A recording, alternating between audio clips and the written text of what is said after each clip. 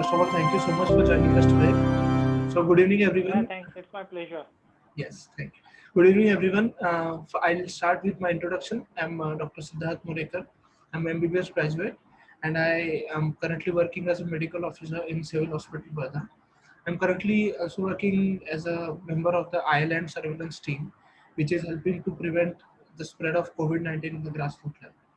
So today I'm here as a member of the Youth Cancer Action Research Charity Organization of India, and together we raise awareness, fund research, and save lives. Today we have with us a prestigious personality with us, Dr. Kunal Khobragade. I think so. I'll just give you a sneak peek into who he is and what he has done because 40-minute interview will be too less to just enlist his achievements. So Dr. Kunal Khobragade, sir, first of all, welcome.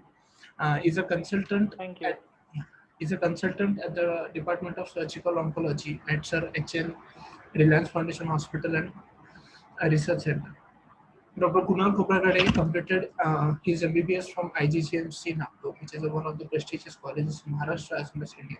He completed his MS General Surgery in 2010 from the great Seth GS Hospital and Seth GS Medical College and KEM Hospital under the MUHS Nashik. Followed by he is a member of the prestigious Royal College of Surgeons Edinburgh from the year 2014, and he is MCH in surgical oncology, from where he graduated from. He post super specialized from the Tata Memorial Hospital uh, as a gold medalist. He is a recipient of the Homi Baba Award also. He underwent training in GI and HPV surgery, GI endoscopy and robotic surgery, and uro-oncology. He is known as one of the pioneers in the uro-oncology and robotic surgery in India, especially in Girgaon, Mumbai. And he is also one of the best specialists and pancreatic cancer surgeon in India. Dr. Khobragade has a long list of articles, research papers, and whatnot to his name. I don't think so. I will be able to enlist it. I consider myself very small to enlist all these things. But he has been felicitated by Honorable Chief Minister of Maharashtra for overall achievement during the Golden Jubilee celebrations of IGGMC in 2018. So that is just a sneak into the introduction of sir. So in today's interview, sir, I'd like to start from the very basic question regarding the cancer and related to things. First of all, sir, it's every question that everyone must have asked you. What what was your motivation in becoming oncosurgeon, and why have you dedicated your life to cancer? You have dedicated almost your whole of life to cancer and the communities. Yeah. First of all, thank you very much, Siddharth, for such a kind introduction. I am honored and it's my pleasure to talk to you. And I am quite pleased and I am very happy to see that the younger generation wants to dedicate and wants to do something regarding the cancer in India. So the motivation was twofolded. It was personal as well as professional. So after MBBS, I wasn't sure whether I should pursue ahead or I should just change my track as all my colleagues from junior college went pursuing MBA and everything else. I studied and I got into a master's in general surgery at St. GS. There I learned that whatever I was studying in my medicine and surgery, I could actually see it. That was the motivation for surgery.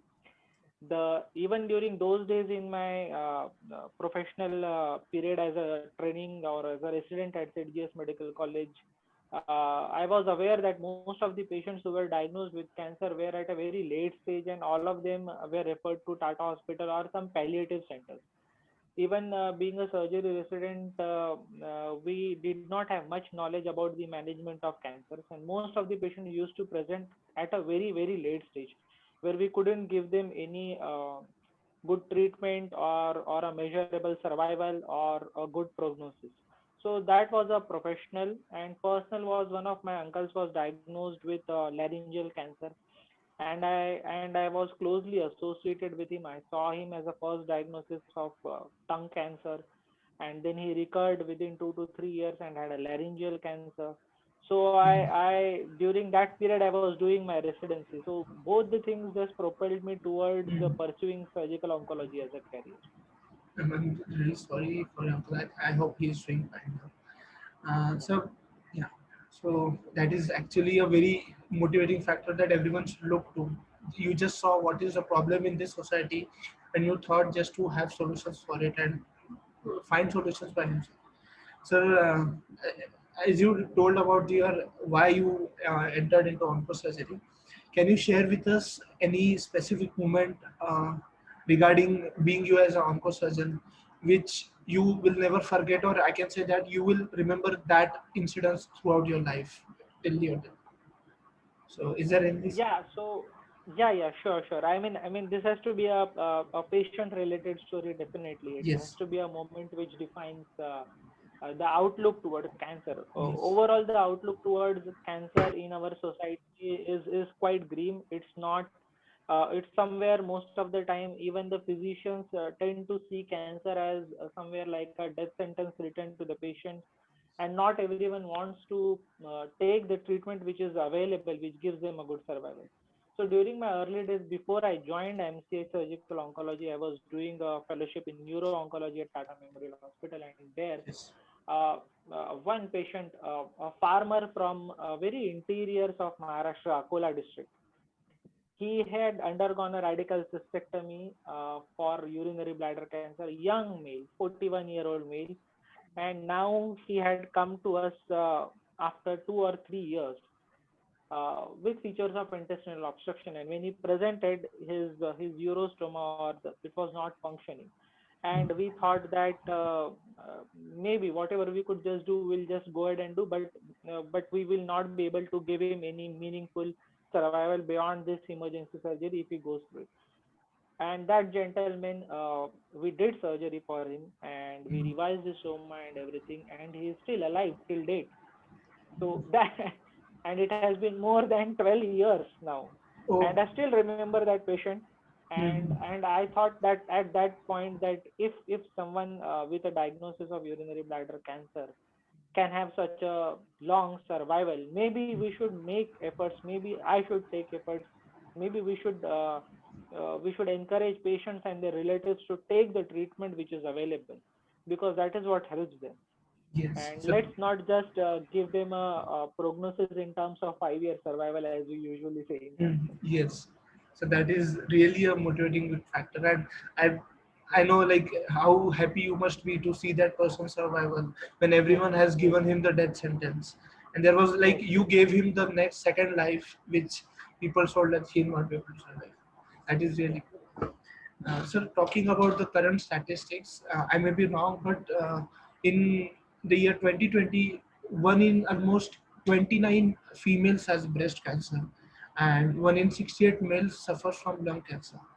So this is the current scenario. What is your take on the current scenario? Why there is a almost 20 to 25% rise in the cancers in today's era, and what are the factors you think are contributing to this emergence of this cancer as a fastly spreading or morely internal disease?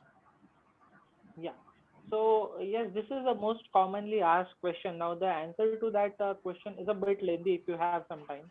Yes, yes. First thing is, yeah, the first thing is that the cancer was always present. But for many decades, we as a society were battling with other issues: tuberculosis, Mm, dysentery, malaria, mm, and no one, I mean, even before the diagnosis of cancer, the treatment for this infectious diseases and other diseases was not available or was not widespread. mm, Now that the treatment for these kind of diseases is become available, we rarely hear or know or read in newspaper someone dying of malaria nowadays. mm. Same Yes. is the true for same is true for tuberculosis. So as we are improving or improving in these kind of diseases, and even disease like hypertension or diabetes or myocardial infarction, cardiac arrest, many people now survive because we have good treatment available. So now people are, their general expectation, the life expectancy has increased. So once we our life expectancy has increased, we are moving towards a higher age group bracket, and that is where cancers are mostly diagnosed.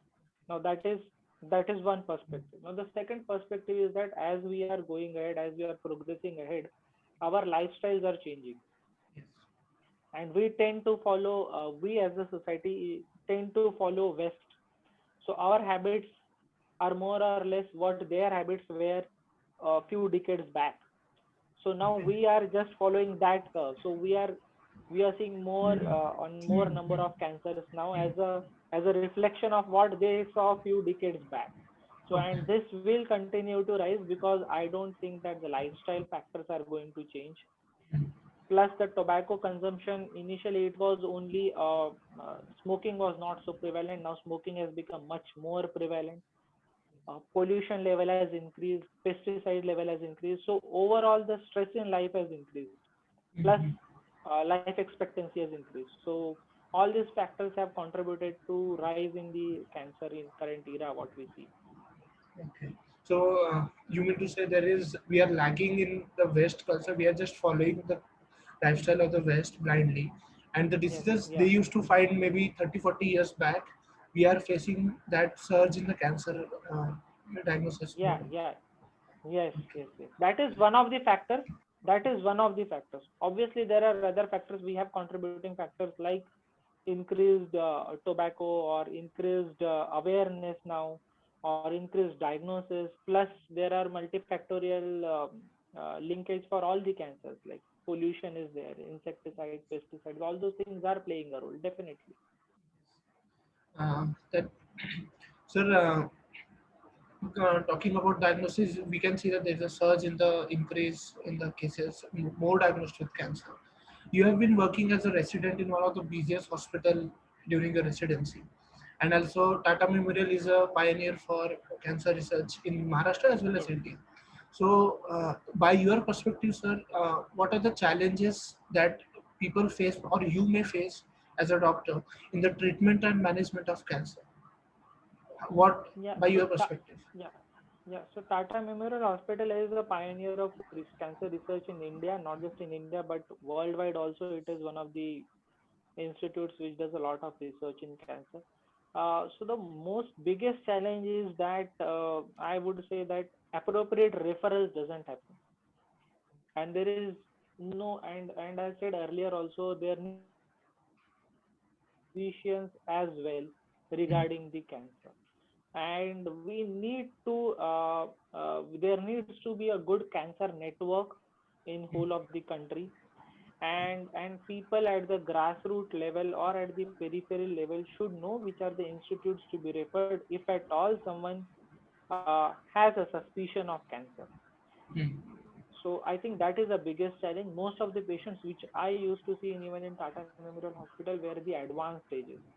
So the referral used to be very delayed referrals. The patients usually had exhausted all their resources before they could reach Tata Memorial Hospital. So Hmm. most of the resources were utilized in diagnosis, and after diagnosis when they used to reach Tata Memorial Hospital, it used to be a pretty late stage. Hmm. Hmm. CT scan facilities are not available in the periphery, so Hmm. even the physicians are not aware of the Hmm. symptoms and signs of cancers in the Hmm. elderly. So I Hmm. think that is the biggest challenge where we need to create awareness in the peripheries regarding the cancer, because that is where it is being diagnosed Hmm. of late very Hmm. frequently. Hmm. Hmm.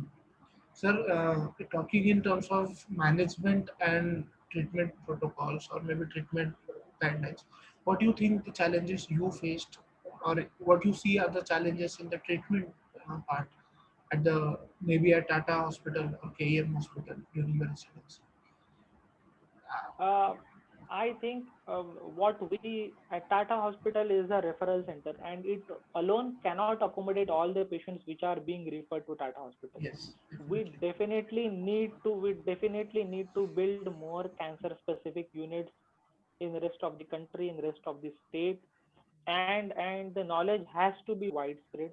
People needs to be aware that there are certain other centers also which do work. Tata alone or one or two institutes in whole of the country cannot take the entire cancer burden. As you already told about the statistics, 1 in 29 females has a breast cancer. Yes. So we definitely need oncological units, Yes. and these referral units have to be there even in tier 2 cities.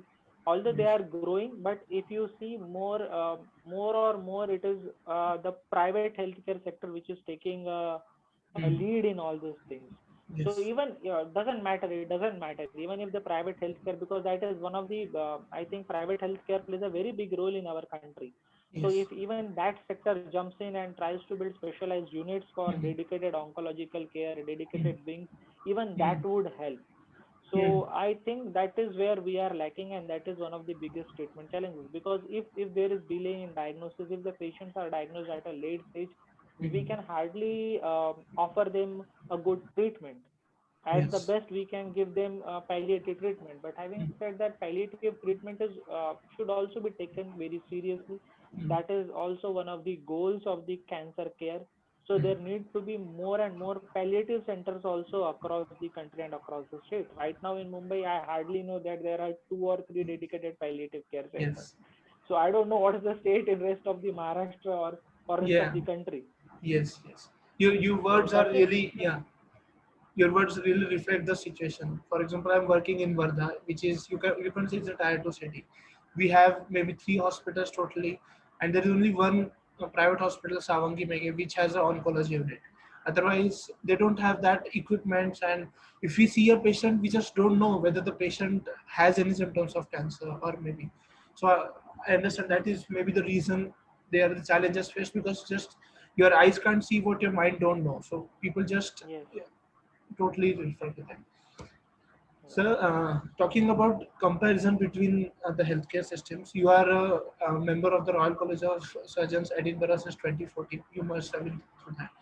So, what do you think in the comparison of healthcare compared to the United Kingdom and India? And you can also give your views on the United States and India healthcare in terms of cancer research, diagnosis, and management. yeah. So the one of the biggest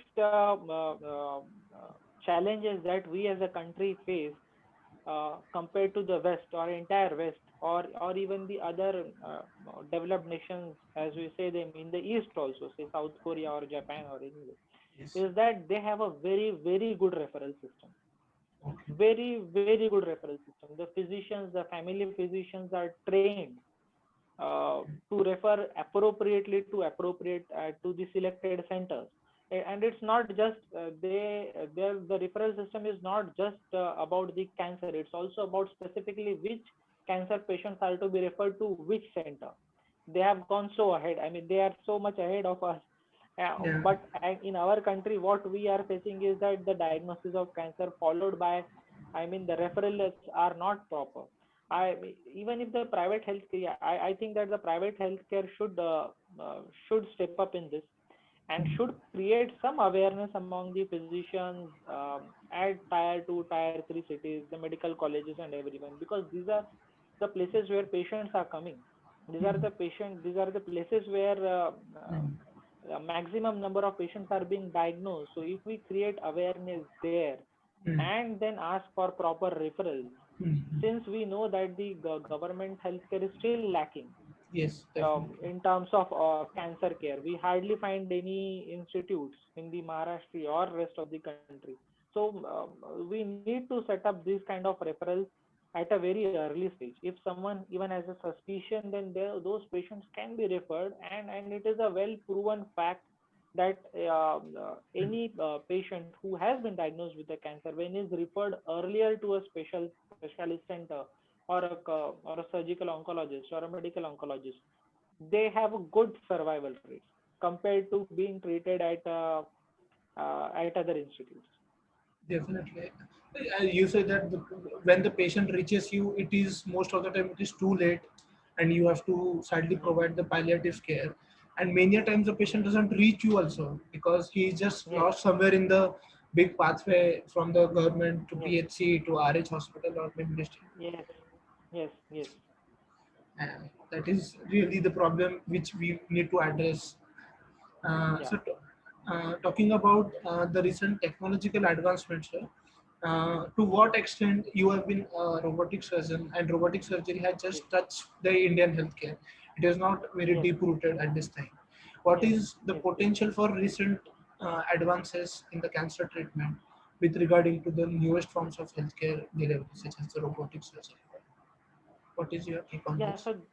so yeah, there are many as we move towards the technologies in cancer treatment, or say this is robotic surgery is one of the advances made in surgical oncology. There are multiple advances which have been made even in medical oncology or radiation oncology. Yes. So surgical oncology, as we say, robotic surgery, it's one of the keyhole surgeries, laparoscopic, or if I say in layman words. But this definitely gives a bigger advantage compared to a laparoscopic surgery. So laparoscopic surgery has a slightly longer learning curve. Robotic surgery has a slightly shorter learning curve. And I think robotic surgery will come in a big way everywhere. That is where we see the West is moving. So, Mm. and more cancer surgeries are now being performed robotic. Mm. So I think that is where we are moving ahead. So definitely it has a role to play. It has a role to play in terms of the morbidities which patients suffer post-operatively because of open surgery. So it definitely minimizes the post-operative morbidity in terms of pain and Mm. duration in the hospital. The other technological advances which are happening in the radiation oncology are precision radiation oncology or stereotactic radiosurgery, as we Yes. call, Yes. or cyber knife or brain tumors. So Yes. these technological advances are coming up. The machines for even radiations are changed from cobalt to now we are going to IMRT and IGRT, Mm. where the morbidity which patient suffers is very less compared to what they used to have a decade back. So Yes. technology definitely plays a big role, and if we lag behind in the technological advances, the sufferer is always the patient. So if there are certain technological advances happening in the field, we need to move ahead, although albeit carefully considering the financial aspects and everything. Yes. But if at all, uh, we should take efforts to make it affordable to everyone. Okay. So cost-effective treatment is what your message regarding the potential Yes, advancement. yes, yes. Because we are dealing with cancer, so first and foremost goal for us is to give the cancer-directed treatment, which Yes. should be adequate, appropriate as per the stage, Yes. and then we can choose through which way we want to give, whether it has to be an open surgery or a minimal invasive surgery. That does not matter. It has to be a proper cancer surgery is the first thing. Even in terms of radiation, patients should receive the post-operative radiation if at all required, Yes. rather than looking for which machines are available for the radiation delivery. Okay. Right. Patient management should be the foremost.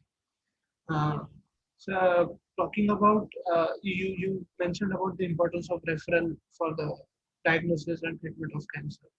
Uh, can you, by your view, suggest a role of patient and general physician education in helping to formulate that pathway which is lacking nowadays, and how the doctor sitting in the PHC or maybe rural hospital help in catching the cancer at the earliest stage. So, what is the role of these people in catching the cancer early and diagnosis?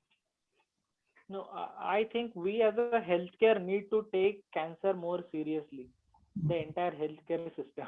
Mhm. We as a healthcare system, we as healthcare professionals need to take cancer more seriously, and Mhm. we need to understand that that the mortality related to cancers is going to increase Mhm. in this decade. Yes. When we have survived all the other causes of death, accidents and cardiac related thing, cancer is Yes. going to come up.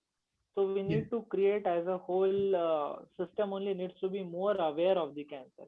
If Mhm. we see even at the peripheral health center, even I have worked as a medical officer at peripheral health center, so I know what are the issues at peripheral health Yes. center.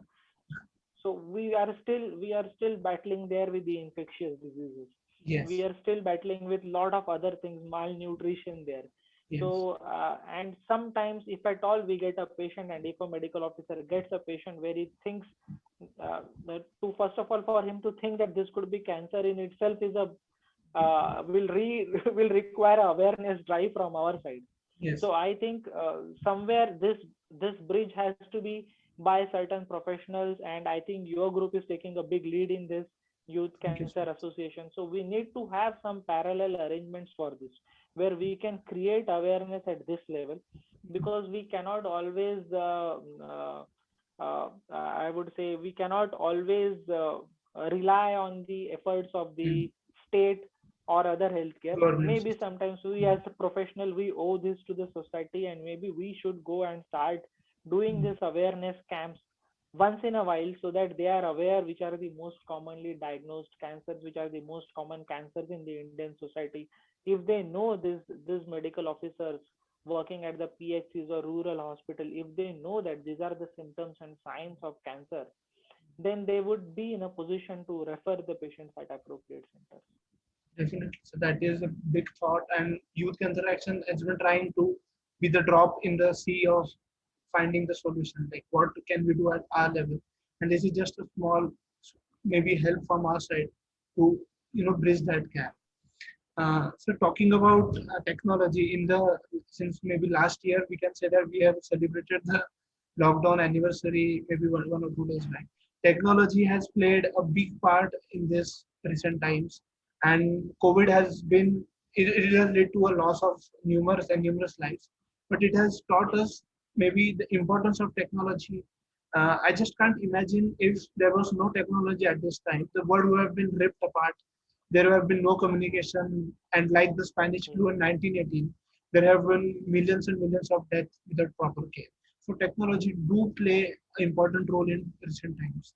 And by your view, sir, what is the role of technology in detecting early and helping the diagnosis at an early stage? Yeah. So what I see is that even when I was in said GS Medical College as a resident, and even my working days in Tata Memorial Hospital, we used to have twice a week or once a week telecommunication with the physicians from across the state, Yes, where if they feel where if they yes, feel that someone has they suspect cancer, then they can have direct chat with us. They can We can hold the clinical discussions with them. They yes, can discuss the patient profiles with us, what is the symptoms, what do they feel, and then we can as specialists in this field, we can guide them further. And if we feel that this patient can be managed there, then ask them to manage there, or else ask for a early referral to.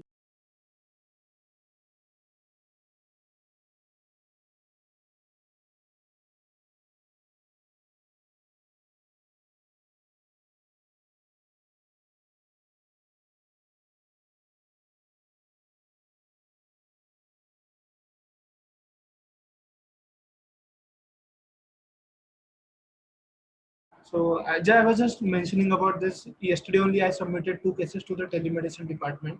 It is an old building Yes, listed in here. It's nobody knows about it in the hospital, and I just tried yes, to yes. inquire about it, like what is the importance of it, and they told me that there are doctors sitting in Mumbai and Pune and the big hospitals, which see the cases and they have a Zoom meetings, like you told me. So it's just Yes, that it's put there. Uh, so yeah. jumping into the next part. What, by your view, what are the pros and cons of digitalization of the healthcare, and especially the cancer healthcare, as you are being one of the pioneers in the cancer research? What are the So pros can and you just cons? explain me what do you mean by digitalization? I mean, then I think I can explain. Yeah, I mean to say that Youth Cancer Action, we are planning on developing an app, as you were informed about it. We are planning it which tracks the everyday vitals and everything, symptoms and everything of person. And if there is any anomaly regarding the with compared to the algorithms, then the respected professional will be intimated and there will be a online consultation or teleconsultation. So this part, like tracking every person every day, is like digitalization of healthcare. That in that sense, I am asking you what are the pros and what are the cons. There may be overdiagnosis or there may be early diagnosis. So in that sense, I was asking about. Yeah. So I think it would just initially when we talk about this kind of technological advances, what you just mentioned, what I feel is that there would be apprehensions initially. There would definitely be apprehensions in the minds of the people that what is this and what are we dealing with. Once we give such kind of things where we are telling someone that these symptoms, almost every headache will be considered as a sign of or a symptom of brain tumor, while it Yes. is not. Yes. Every fever will be considered as a sign of lymphoma, leukemia, Yes. renal cell cancer, if not. Yes. All heartburns would be diagnosed as having gastroesophageal junction cancers, if not. So Yes. definitely in the early period, there will be apprehensions when we move towards this kind of thing.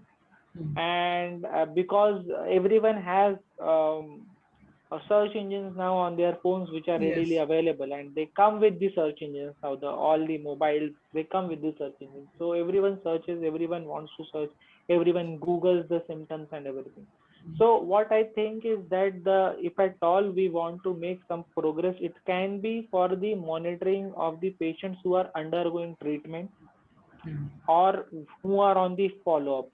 Mm. Okay. These are the patients where we can take the uh, technological advances in terms of apps and everything else. Okay. Other area where I would suggest is that Mm. maybe through certain apps, if someone, or we can create a platform Mm. where if the patient is diagnosed, he knows where he can go, which centers he can go. Mm. Okay. So Because if we just go on, not all symptoms are diagnostic of cancer. yes. The symptoms can be because of n number of things. Yes. So definitely it will not lead to over diagnosis, but it will just lead to increased expenditure for the Yes. patient. Yes. most That. of the headaches most of the headaches will disappear with adequate sleep and one dose of paracetamol maybe. Yes. But that can be done at a grassroots level. So Yeah. I think we need to focus not in that area, but we need to focus when patients are diagnosed. Post diagnosis, we need to bring the technological advances after the diagnosis is made, Okay. So for you. good referral, for Mm. referrals to the specialist in their follow up, Mm. in collecting the data of the cancer patients, Mm. creating a good I would say a good library of the data for patients from India. Mm. These Mm. are the sectors where we should make technological advances. Okay. Creating good cancer registries. Okay. Mhm.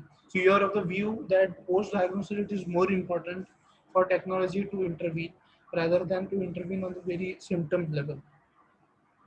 Yes, yes. Because symptoms may be common to many of the diseases. Yes. And we, as we know in the medicine, 1 plus 1 can even sometimes be 111, and it can be sometimes be just Yes. plainly 2 also. Yes. So I think for that thing we need to focus more on the awareness and increasing the awareness among general public and among the physicians Yes. for that level, and bring technology once we reach towards diagnosis. Okay. That is that is a great news. So talking about that, there is a paradigm shift in last couple of decades, as we have just discussed in the starting. In the last maybe half a century, there was a total shift of healthcare, which technology was more integrated, and there is a big shift from the late 90s or 90s to the this 21st century. Yes, So, yes. what are your views on this drastically and extremely changing lifestyle, and which has contributed to, as you told, the various cancer, cancer diagnosis? So, what are your views on this drastically changing lifestyle? What can we do? We, as you told, that we can't, change the lifestyle. But what are the basic things we can think of rather than blindly following the West, as you told? Yeah, I mean, I think we cannot, as a society, we cannot stay away from the fact that we want to follow the West. There is no denial in this. Yeah. It's better to accept. It's better to accept that that there going to be a shift like this. But what it has contributed is that it has just lead to increased stress. Yes. We hold mobiles now more frequently in our hands than we used to say 1 year back. Definitely. So it has happened at every level. Uh, Yes. so such kind of things are going to happen, and it would be very difficult to change that scene. What we can maybe make a conscious effort towards minimizing the contacts with the mobiles or computers for a less time, and maybe that can de-stress us to some level. So what my advice would be is that healthy food, Mm. good sleep, Okay. hygiene, Mm. and exercise. These are the 3 or 4 things which we should make time for in our day-to-day life. Definitely. Making time for these 3 to 4 activities will definitely de-stress us at a much I mean, it would de-stress us at a much larger level. Also, it would propel us towards a good healthy lifestyle, and we would not need any I would say immune enhancers if we just follow these basic 3 to 4 things. By use, the stress is a big contributing factor in the development of cancer, Yes, and de-stressing activities or maybe the process is an integral part which we should carry on. Sir, yes, we are just ending to the last part of this conversation. To all the persons watching out here, it will be put on the social media to all the aspiring medical students who are in the undergraduate levels, yeah, and the potential yes. engineering student who are seeing this as an opportunity to integrate with the healthcare Hmm. system. So, what is your Yeah. message to the youth out there watching you, and what is your like message from the heart to all these people watching here? uh, to first of all, I think let me address the medical youth first rather than the engineering youth. Yes. Yeah, so I would say medical for medical youth, I think cancer is going to be a big burden. um, the opportunities for training in cancer management were very few when I had started training. Now the opportunities have increased, Mm. so Yes. maybe we can take advantage of those opportunities. Even now the medical students are much more aware than I was in my MBBS or I was in my MS days. They are more aware. I see a MBBS graduate talking to me about cancer now only.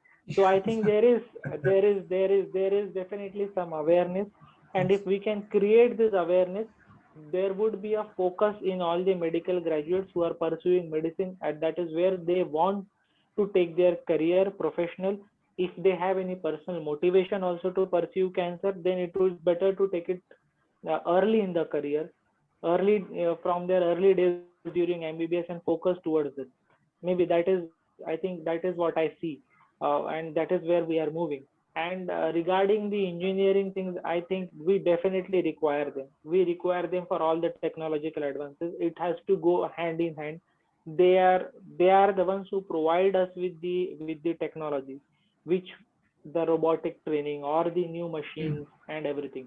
But I would also suggest that the medical graduates should also take participate in these kind of bridging courses, Yes. which go towards engineering. There are very few institutes in India. I only know that there's one AIMS Delhi which offers such kind of course. For all these courses, you have to either go to IIT or you have to go to Japan Mm. or some other. If medical graduates can go towards this Mm. and help the engineering students, I think that is a very good collaboration to make. So The second important thing I would want is that if uh, I would suggest that even the medical graduates can take basic clinical research. Basic mm. research is definitely lacking in our country. We do Yes. not give enough respect to the basic research. Basic research is what gives us advanced medicines, the antibiotics, Yes. the chemotherapeutic drugs. These are Mm. all coming from basic research. So I think we need, as a society, as the medical fraternity, we need to respect more of basic research. We need to respect the graduates from the physiology, the postgraduates from the biochemistry, and we need to be thankful to them to uh, to create and invent and discover these kind of drugs for us. Mm. And And I think that is where we need to focus more on. In West or in other countries, there is huge respect for all these people who do basic research. The clinicians are before if someone has to specialize uh, in HPB surgery in the West or in US, he will have more opportunities if he has done 1 or 2 years of basic research. While here in India, what we is that just we specialize, and if we are interested, we can pursue without going for basic research. In Tata Memorial Hospital, we were trained to do the research. We were quite pro research. We used to study the papers and the research publications, the peer review journals. I think these needs to come early, and we need to respect the scientific community as a whole for this. Definitely. So that is a food for thought. So summing your message is that firstly, as you always pitch in, you have to early diagnose and treat, such that you have to start Yes. early in your medical career to all the medical students. And considering the healthcare, you also mean that the medical students should be there with bridge course, like we have recently there are some bridge courses linking Ayurveda to medicine and all these things. You pitch in for the fact that there should be bridge course for the medical student to enter in the biotechnology, more of the technological advancement, because it is who we need the instruments, not the engineering students who are making them. And really, I Yes. don't find any person or a friend of mine who has been involved in that process where he is designing some medical equipments, he's working in some robotic surgery. So that is a really need of the hour. And Yeah. sir, lastly, one thing I just like to ask you, like uh, people like us, the Youth Cancer Action, what is your message for the charities and organizations such as the Youth Cancer Action? Because we are trying to spread the message as far as possible, and the potential candidates, there will be someone in the country who will see that video and think that I have the symptoms. He will go to the doctor and he might get diagnosed with cancer. This is what our basic motto is, to spread the thing, so that there should not be a missing of, in from the 10 persons who may have headache, at least there will be a 0.1% case that the headache may be due to cancer. And we just don't want that the 0.1% patient should be neglected for this remaining 9.9% cancer.